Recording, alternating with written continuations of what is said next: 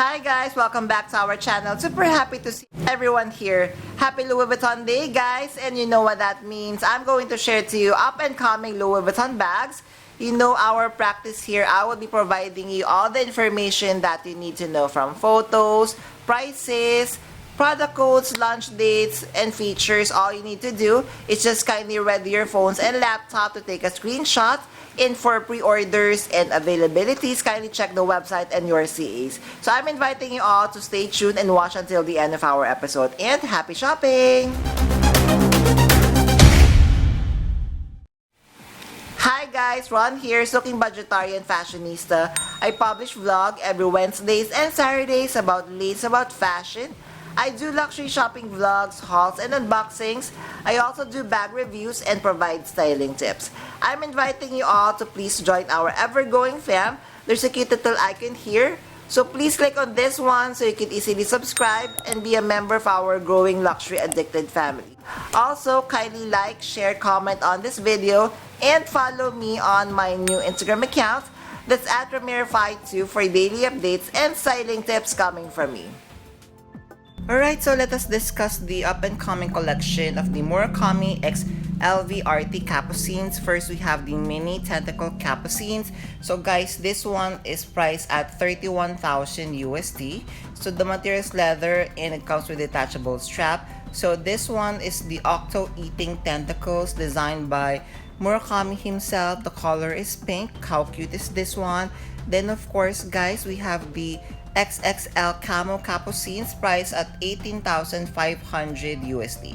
So please take note that this capucines would only be produced in the amount of 155 pieces worldwide. Yes, worldwide guys, please take note.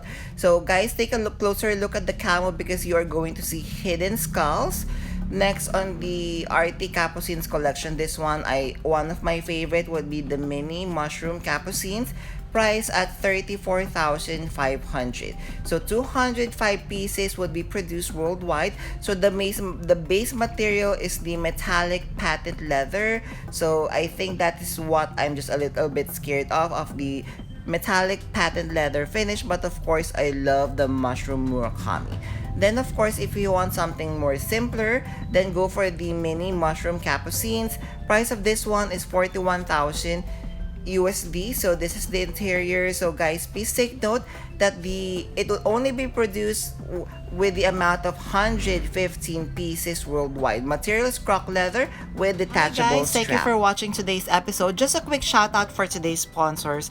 Guys, you can now custom order your Zumoni bag organizers, bag accessories such as pouches, dust bags, and many more. And best part is you can now get 20% discount using my discount or coupon code Ramiro5.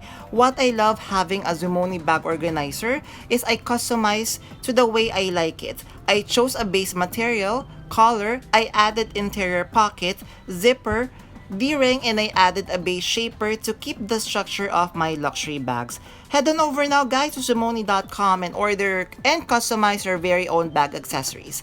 Thank you to Zumoni.com for sponsoring this part of this video, and now back to our vlog. Thank you guys!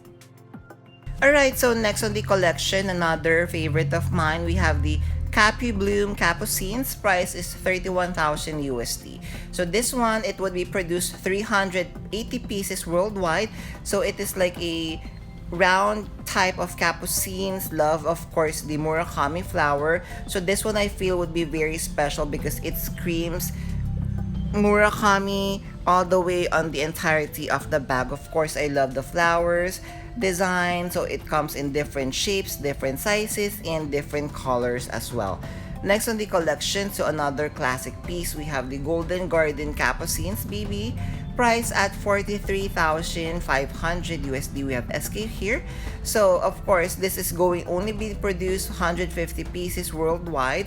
So the material is leather with detachable strap, and we are going to see this is the front part. It comes with the Murakami flowers. Unfortunately, at the back, it doesn't have the Murakami design. Next guys, so we have the Dragon Capucines East-West, price at 24,700 USD, still part of the LV ARTY Capucines Capucines X Murakami. So it would only be produced 105 pieces worldwide. So what's special about this? Of course, we're going to see the top handle. It resembles the body of a dragon, and of course we see the dragon design at the body of the Capucines. So another East-West Capucines, we have the rainbow version. Price of this one is 28,400 USD. So this one, it would be produced 380 pieces worldwide. So I'm guessing, so the lesser the amount that they're going to produce worldwide, it would be more of a collector's item. So please collect all of those if you have the funds. So next, guys, we have the Capu Split BB Capucines, price at 41,000 USD.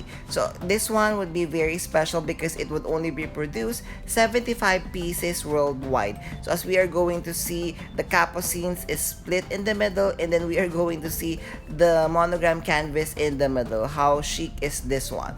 Then of course, this one, a classic Murakami piece, we have the Ice Capucines, price at 22,300 USD. So this one would only be produced 85 pieces worldwide. So the color is like the Sakura pink or light pink colorway. Then of course, the top handle is made of the octopus tentacle. Then we are going to see eyes design on the entirety of the Capucines. Next on the collection, so we have the Panda clutch. This one, guys, super expensive at 51,000 USD. So this one, so this is how they're actually making the Panda clutch. As you're going to see, the base of course is made of metal. Then of course they are hand gluing all the rhinestones. So I'm guessing that the rhinestone that they're using may be Swarovski crystals. So again, don't quote me on that one, but with the price 51,000 USD, really expensive. So this one, guys, please take note that the Panda clutch is for just evening parties. So here we have more looks of the Murakami pieces from the LV ARTY collection. So again, we have the tentacle one. So how do you feel about this one?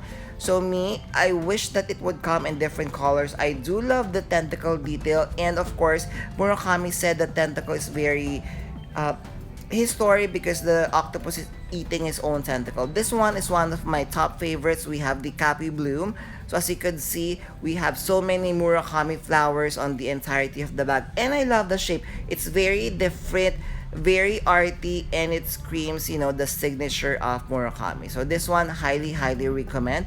So what do you think of the Capu Bloom, guys? Kindly comment down below, and also I would love to hear from you. Then another favorite of mine, guys, so we have the mushroom mini capucine. So what I love about this one is the 3D effect of the mushroom. Although looking at it kind of makes me a little bit squirmish because I have this phobia of looking with so many dots, and this is kind of giving me that vibe. But then again, I love the embellishment of the mushroom. Then of course, as mentioned earlier, we have the Panda clutch embellished with rhinestones. So this is how they actually making it.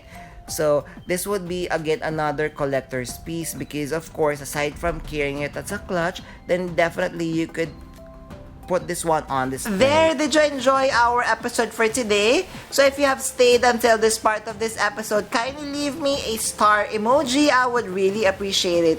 Thank you. Before we end our episode for today, I'm inviting you all to please join our ever-growing fam. There's a cute little icon over here. So please click on this one so you can easily subscribe and be a member of our growing luxury addicted family. Please help me reach 5,000 subbies. We're almost there. Thank you. Also, kindly like, share, comment on this video, and follow me on my new Instagram account. That's at Ramir52 for daily updates and styling tips coming from me. A million thank you for staying with me in today's episode. I'm going to leave a couple of videos here for you to check out. Please stay safe, and I'm going to see each and every one of you soon. Bye!